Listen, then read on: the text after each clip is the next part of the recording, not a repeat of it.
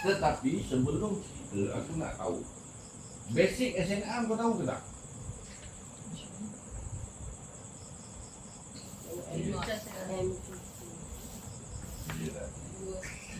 Yelah tu. Tak ada kena mengena tu SNM tu. Aku cakap basic SNM. Itu SNM kau garis dia buta kayu pun boleh. Aku cakap basic SNM. Okey.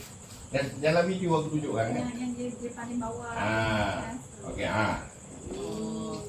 Yang ni. Kau tahu kan baca? Okey. Apa yang kau tahu? Macam mana nak tengok? Macam ni.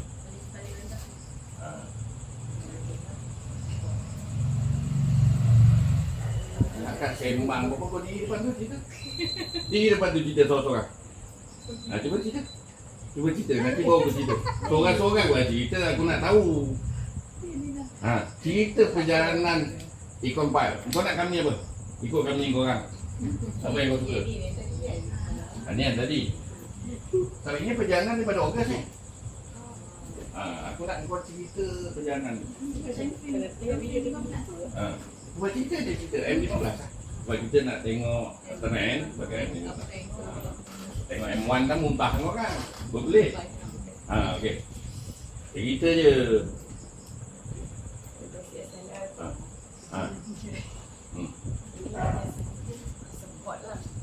Okey. Lalu Next resistance dia ni lah tapi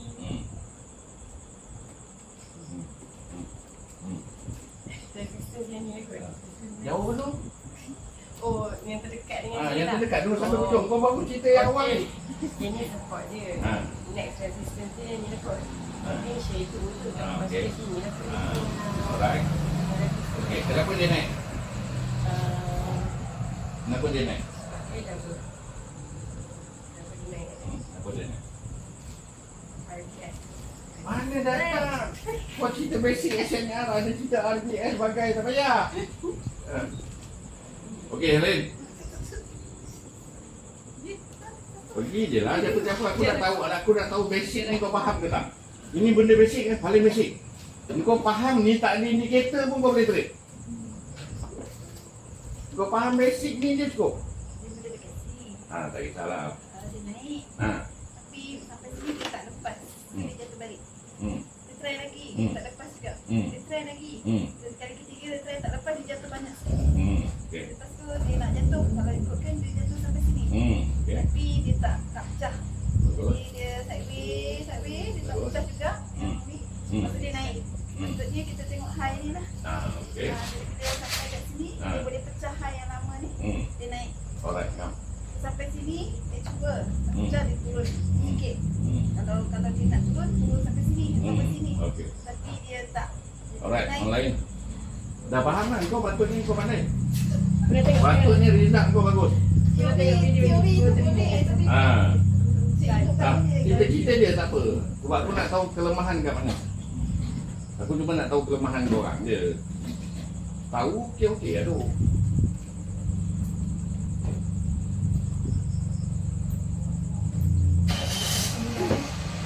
Tolong ambil gambar hantar kat tu supaya diorang tahu.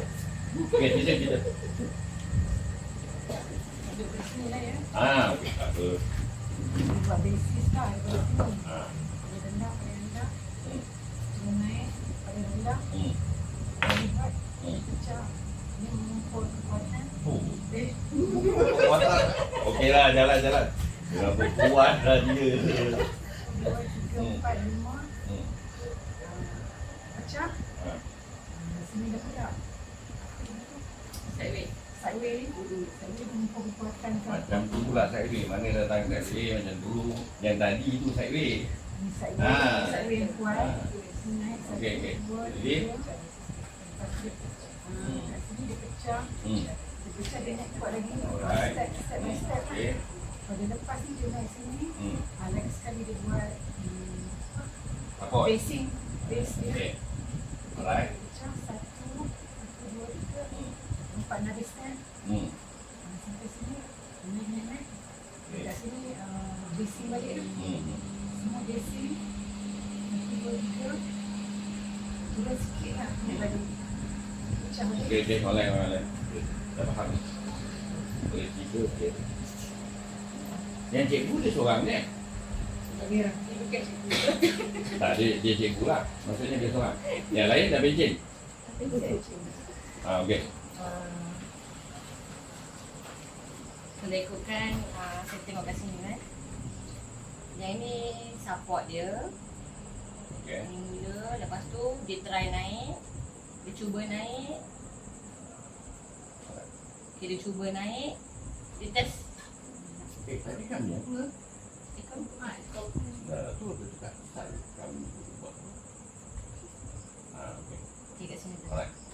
Okay, ni support. Kita ambil kat sini eh. Okay, support dia. Lepas tu dia test sekali pecah. Okay, dia naik. Dia test. Mungkin kat sini mungkin hari yang sama kot. Dia test. Dia naik lah, dia naik. Dia turun sikit. Dia test lagi dia naik.